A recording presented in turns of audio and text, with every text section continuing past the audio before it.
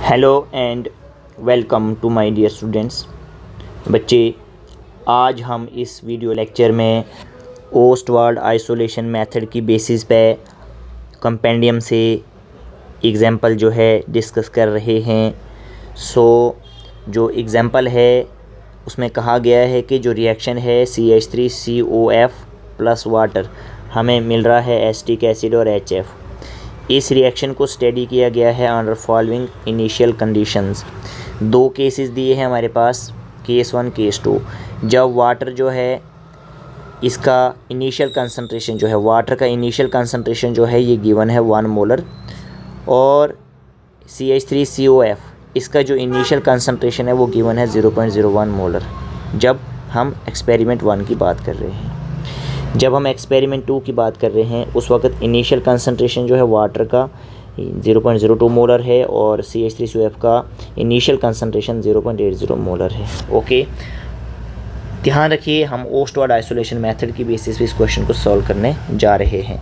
Concentration were monitored as a function of time, right, and are given below.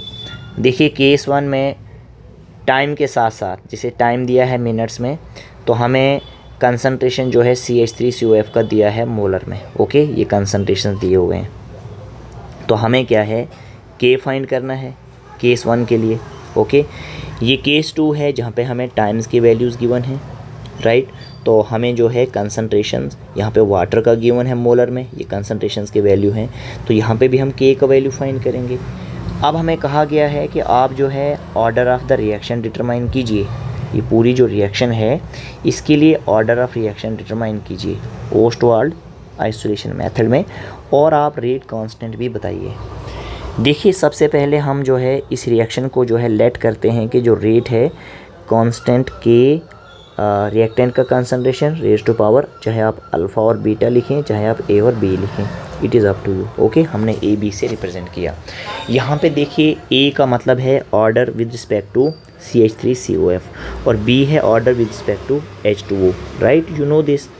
अब देखिए, हमने आपको कहा था कि जब भी हम ओस्टवाल्ड आइसोलेशन मेथड से सॉल्व करेंगे क्वेश्चन और ऑर्डर ऑफ रिएक्शन फाइंड करना चाहेंगे, तो हमने एक कंसंट्रेशन को कांस्टेंट रखना है, एक्सेस में रखना है, दैट इज़ कांस्टेंट, और एक के लिए फाइंड करना है, ठीक है, वैसे दूसरे के लिए फाइंड करना है। तो हम केस 1 लेते हैं कि मान लीजिए वाटर का जो कंसंट्रेशन है वो ज़्यादा है किससे, इस CH3COF से, ठीक है। केस 1 में देखिए, केस 1 में वाटर का जो कंसंट्रेशन है वो 1 दिया हुआ है और CH3COF का 0.01 दिया है, तो जो एक्सेस में है तो उसे हम कांस्टेंट रखेंगे। ओके, तो इसके लिए कैलकुलेट करेंगे पहले। फिर दूसरे केस में क्या है, दूसरा एक्सपेरिमेंट जो क्वेश्चन में दिया है, जो केस 2 दिया है, तो यहाँ पे इन्होंने CH3COF का कंसंट्रेशन जो है ज़्यादा दिया है और वाटर का कम दिया है, ठीक है। तो दूसरे केस में हमारे पास वाटर का कम है कंसंट्रेशन, CH3COF का ज़्यादा है। तो ओस्टवाल्ड आइसोलेशन मेथड जो है आगे कंटिन्यू करते हुए हम फर्स्ट केस की बात करते हैं पहले, ठीक है। जो क्वेश्चन में फर्स्ट केस गिवन है, तो वहाँ पे हम A का वैल्यू फाइंड करना चाहते हैं order with respect to CH3COF, इसका ऑर्डर जो है, इसका पावर कितना आएगा यहाँ पे। ओके, तो हमने वाटर क्या रखा है, एक्सेस में है, तो ये क्या है, कांस्टेंट है, ठीक है। तो देखिए, जब ये एक क्या होगा, कांस्टेंट होगा, तो ये ज़ीरो ऑर्डर रिएक्शन नहीं होगा। क्यों, क्वेश्चन में आप देख रहे हैं कि समय के साथ जो है कंसंट्रेशन चेंज हो रही है, तो जब कंसंट्रेशन जो है चेंज होती है समय के साथ, तो वो ज़ीरो ऑर्डर काइनेटिक्स को फॉलो नहीं करता है। तो इसलिए आप जो है यहाँ पे जो है फर्स्ट ऑर्डर के लिए जो है इसको जो है सॉल्व करेंगे। ओके, तो फर्स्ट ऑर्डर के लिए आपको पता है कि K का फॉर्मूला ये होता है, राइट। और हम देखेंगे कि जैसे फर्स्ट केस में जो केस 1 है, ये तो इंटरवल कितना बन रहा है, 0 to 10, तो टाइम कितना आ गया, 10, तो हम 10 लिखेंगे, और इनिशियल कंसंट्रेशन ये है, फाइनल ये है। तो जब हमने यहाँ पे इनिशियल बाय फाइनल जो है ये वैल्यूज़ पुट किए, तो ये सॉल्व करके जो K का वैल्यू है वो 0.0154 मिनट इनवर्स आया। इसी तरीके से हमने जो है 20 के लिए भी सॉल्व करना है। आप यहाँ पे 20 लिखेंगे, ध्यान से सुनिए, 20 लिखेंगे, और हमारे पास जो कंसंट्रेशन है ये रिमेनिंग है और ये इनिशियल है, तो इनिशियल बाय रिमेनिंग लिखेंगे। सेम सॉल्व करके वो वैल्यू भी यही आएगा, ठीक है 0.0154। फिर जब आप टाइम 40 लेंगे यहाँ पे 40 लिखेंगे और इनिशियल तो आपने यही लिखना है, रिमेनिंग आपने ये लिखना है 40 पे, तो आपके पास जो के का वैल्यू आएगा वो सेम आएगा। तो जब सेम ही आ रहा है तो के का वैल्यू आप यही रखेंगे। तो ये क्या था, फर्स्ट ऑर्डर के लिए चल रहा था, ज़ीरो ऑर्डर ये फॉलो नहीं करता है। फर्स्ट ऑर्डर के लिए हम इसको सॉल्व कर रहे हैं, तो ए का वैल्यू क्या है, हमने 1 कर दिया। ओके, अब देखिए केस 2 की बात करते हैं, जहाँ पे हमने जो है बी का वैल्यू डिटरमाइन करना है, that is order of reaction respect to B. तो हम के का फॉर्मूला लिखेंगे, that is time water initial that is water remaining. अब केस 2 में जो है जब टाइम 10 की बात कर रहे हैं तो इनिशियल कंसंट्रेशन ये है, रिमेनिंग ये है। इसको सॉल्व करके हमारे पास के का वैल्यू 0.0128 आया। अब आपने जो है हर एक टाइम इंटरवल के लिए के का वैल्यू सॉल्व करना है।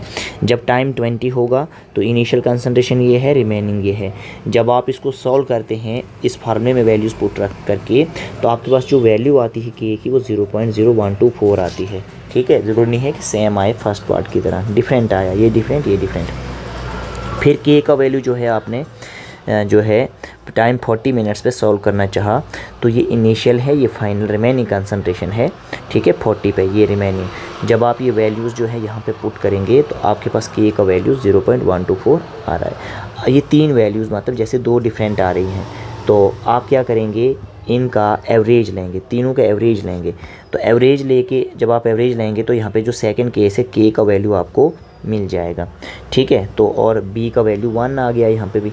Okay, first order reaction. ठीक है, तो एक कांस्टेंट, जैसे आपने वाटर को कांस्टेंट रखा तो ए की वैल्यू फाइंड की, फिर आपने दूसरे को कांस्टेंट रखा तो बी की वैल्यू फाइंड की। अब देखिए हमारे पास के जब हमने वाटर कांस्टेंट रखा था तो उसकी वैल्यू ये आई।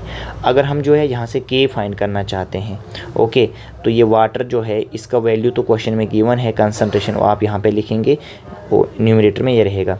तो के का वैल्यू जो है सॉल्व करके आपके पास आ जाएगा। ओके, तो इसी तरीके से जब आप जो है सेकंड केस की बात करें तो आपने CH3 कांस्टेंट रखा था। ठीक है, तो के का वैल्यू ये आया था। अगर आप यहाँ से के का वैल्यू फाइंड करना चाहते हैं, ठीक है, के का वैल्यू, तो इसका कंसंट्रेशन क्वेश्चन में गिवन है 0.800। ठीक है, वो वैल्यू आप पुट करेंगे तो ये सॉल्व करके 0.0156 मिनट इनवर्स आता है। ठीक है, तो इसको भी जब आप सॉल्व करेंगे तो ये कितना आ रहा है, 0.0154 मिनट इनवर्स। ठीक है, तो इस तरीके से आपने केस 1 में भी के का वैल्यू बताया क्या आया, और केस 2 में भी क्या बताया, आपने के का वैल्यू बताया। वो इंटीग्रेटेड रेट मेथड है जहाँ पे आप जो है दोनों के वैल्यू सेम आने चाहिए, that is integrated rate method, hit and trial method.